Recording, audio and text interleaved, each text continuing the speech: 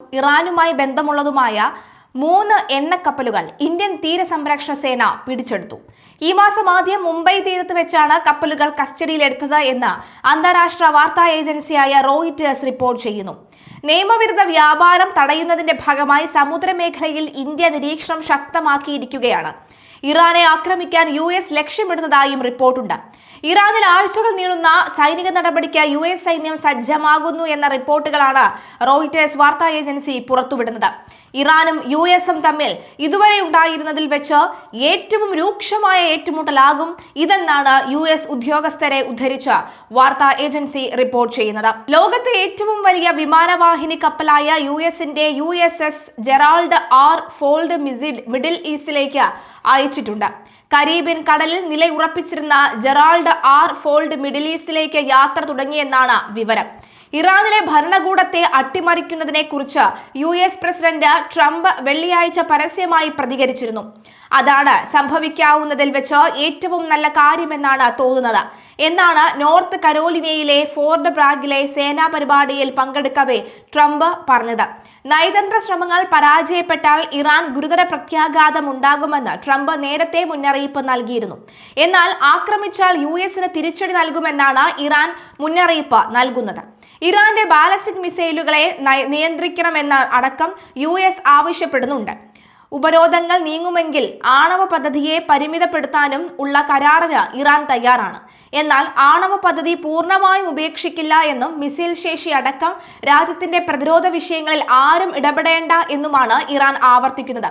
രാജ്യത്തിന് മേൽ ചുമത്തിയ ഉപരോധങ്ങൾ ഒഴിവാക്കുകയാണെങ്കിൽ അമേരിക്കയുമായുള്ള ആണവ കരാറിലെത്താൻ വിട്ടുവീഴ്ചകൾക്ക് തയ്യാറെന്ന് ഇറാന്റെ വിദേശകാര്യ ഉപമന്ത്രി മജിദ് തഗ്ത് റവഞ്ചി അറിയിച്ചു.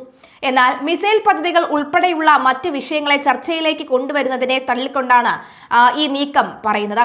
തങ്ങളുടെ പ്രതിരോധ ശേഷി ഇല്ലാതാക്കുന്ന ഒരു കരാറിനും തയ്യാറല്ല എന്ന് മജിദ് തഗ്ത റവഞ്ചി വ്യക്തമാക്കി. BCCക്ക് നൽകിയ അഭിമുഖത്തിലാണ് അദ്ദേഹം ഇക്കാര്യം വ്യക്തമാക്കിയത്. ഞങ്ങളുടെ ആണവ പദ്ധതിയുമായി ബന്ധപ്പെട്ട വിഷയങ്ങൾ ചർച്ച ചെയ്യാൻ തയ്യാറാണ്. എന്നാൽ ആണവ ഉപരോധങ്ങളെ കുറിച്ച് സംസാരിക്കാനും തയ്യാറാണ്. ആ ഉപരോധങ്ങളും ചർച്ചാ വിഷയമാക്കേണ്ടതുണ്ട്. മറുവശത്തുള്ളവർ അവരുടെ ഭാഗം നിർവഹിക്കുമെന്ന് ഉറപ്പു നൽകുന്നില്ലെങ്കിൽ ഇറാൻ മാത്രം ചില കാര്യങ്ങൾ ചെയ്യണമെന്ന ധാരണ അംഗീകരിക്കാനാവില്ല.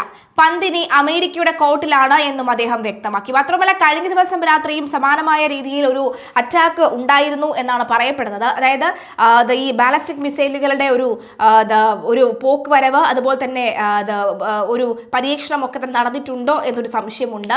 കൃത്യമായി ഇറാൻ പറഞ്ഞത് കൃത്യമായി എല്ലാം തന്നെ നിയന്ത്രണ വിധേയമാണ് എന്നാണ് ഇറാൻ പറയുന്നത്.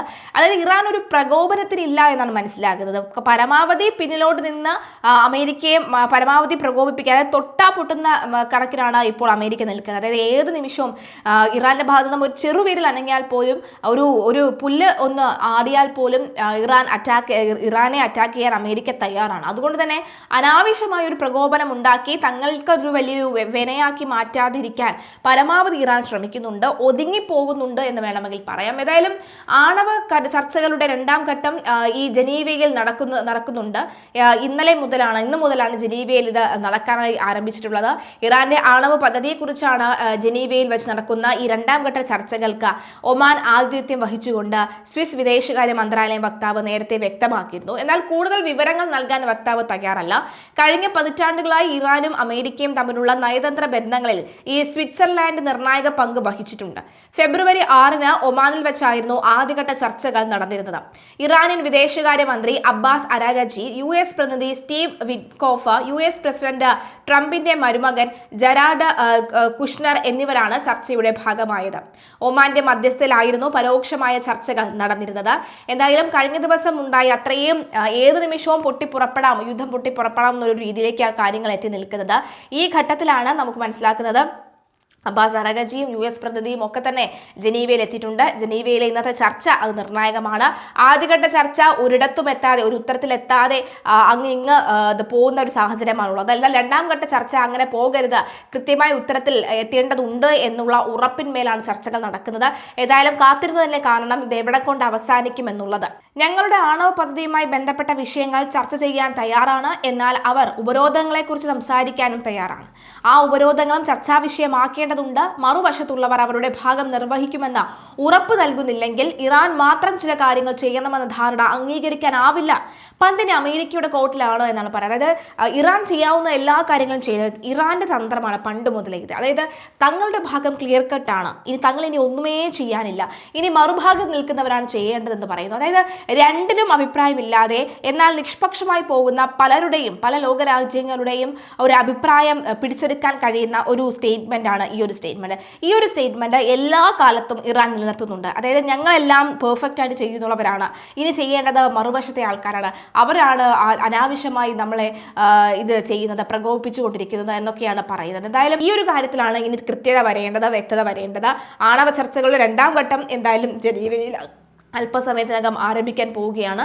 ഇറാന്റെ ആണവ പദ്ധതിയെക്കുറിച്ച് അടുത്തയാഴ്ച ജനീവയിൽ വെച്ച് നടക്കുന്ന 2ാം ഘട്ട ചർച്ചകൾക്ക് ഒമാൻ ആതിഥേയത്വം വഹിക്കുമെന്നും സ്വിസ് വിദേശകാര്യ മന്ത്രാലയ വക്താവ് നേരത്തെ വ്യക്തമാക്കിയിരുന്നു. എന്നാൽ കൂടുതൽ വിവരങ്ങൾ നൽകാൻ വക്താവ് തയ്യാറായിട്ടില്ല. ഏതായാലും പതിറ്റാണ്ടുകളായി ഇറാനും അമേരിക്കയും തമ്മിലുള്ള നയതന്ത്ര ബന്ധങ്ങളിൽ സ്വിറ്റ്സർലാൻഡ് നിർണായക പങ്ക് വഹിക്കുന്നുണ്ടെന്ന കാര്യത്തിലും സംശയമില്ല.